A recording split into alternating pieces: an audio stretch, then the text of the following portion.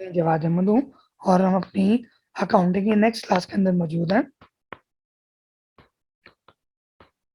इस क्लास में हम डिस्कस करेंगे व्हाट इज अमोर्टाइजेशन। पिछली क्लास में हमने कवर किया था डेप्रिसिएशन को। इस क्लास में हम कवर करेंगे व्हाट इज अमोर्टाइजेशन। तो क्लास शुरू करने से पहले काइंडली मेरे चैनल को सब्सक्राइब कर लें ताकि हर नई आने वाली वीडियो आपको टाइम पे मिलती रहे। चलिए स्टार्ट करते हैं अपनी क्लास। अमोर्टाइजेशन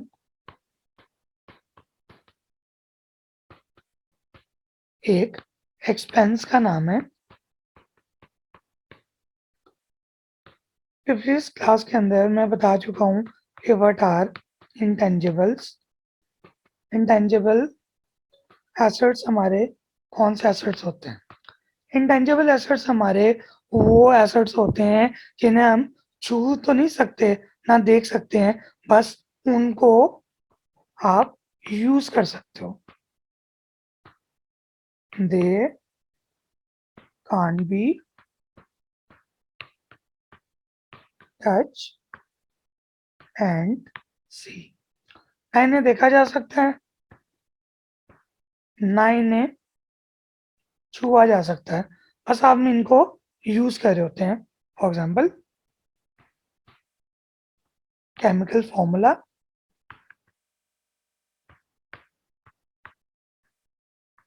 किसी कंपनी का ट्रेडमार्क, उसका लोगो, उसका डिजाइन,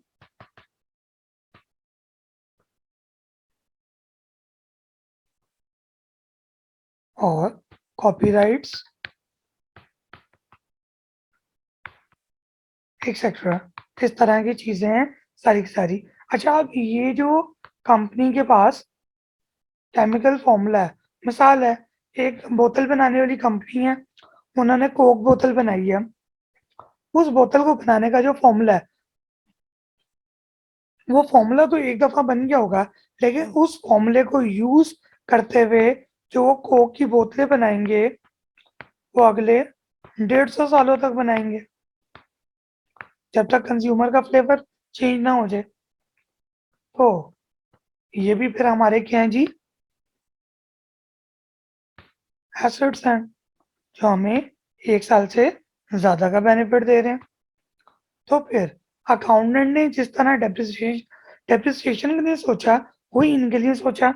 उन्होंने कहा कि क्यों हम सारा का सारा लॉस क्या आखिरी साल डालें। मिसाल है 2001 के अंदर हमने केमिकल फॉर्मूला बनाया 1 लाख रुपए का। इस साल ये हमारा एक्सपेंस था, लेकिन हमने इसको एसेट के तौर पर रिकॉर्ड किया क्योंकि 1 साल से ज्यादा का फायदा दे रहा है। फिर 2050 में जाकर हमने कहा कि अब ये फॉर्मूला ज़ाया कर दें क्योंकि कस्टमर का फ्लेवर खत्म हो गया है। तो फिर वो कहते हैं किताबों में से आप 1 लाख रुपए की चीज को बाहर फेंक रहे होगे। तो 2050 में जाके इतना बड़ा लॉस रिकॉर्ड करने के बजाय क्यों ना इस 1 लाख रुपए का जो लॉस आपके 50वें साल होना है उसको 50 ईयर्स के अंदर डिस्ट्रीब्यूट कर दो।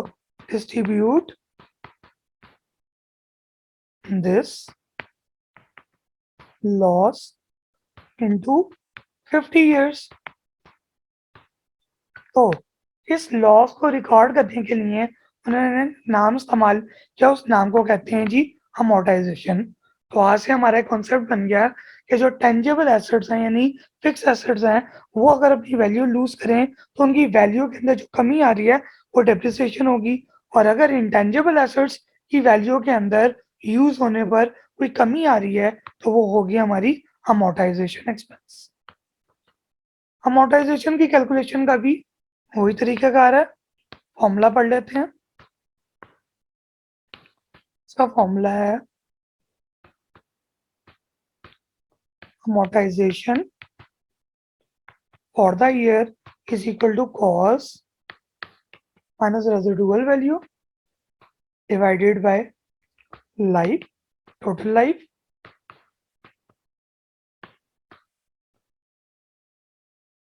तो ये आपके पास फॉर्मूला आ गया। एक एग्जांपल ले लेते हैं। फॉर एग्जांपल हमने एक फॉर्मूला बनाया था 1 लाख रुपए का, और हमने ये डिसाइड किया कि जब वो हम 50 सालों तक इसे यूज करेंगे और 50वें साल ये हमारा बिक जाएगा 20,000 रुपए का। फॉर्मूला लगाते हैं। डेप्रिसिएशन जो आप निकालोगे 2001 के अंदर, कॉस्ट है हमारे पास 1 लाख माइनस 10,000 या 20,000, रेजिडुअल वैल्यू लाइफ हम कहते हैं 50 साल, तो 80।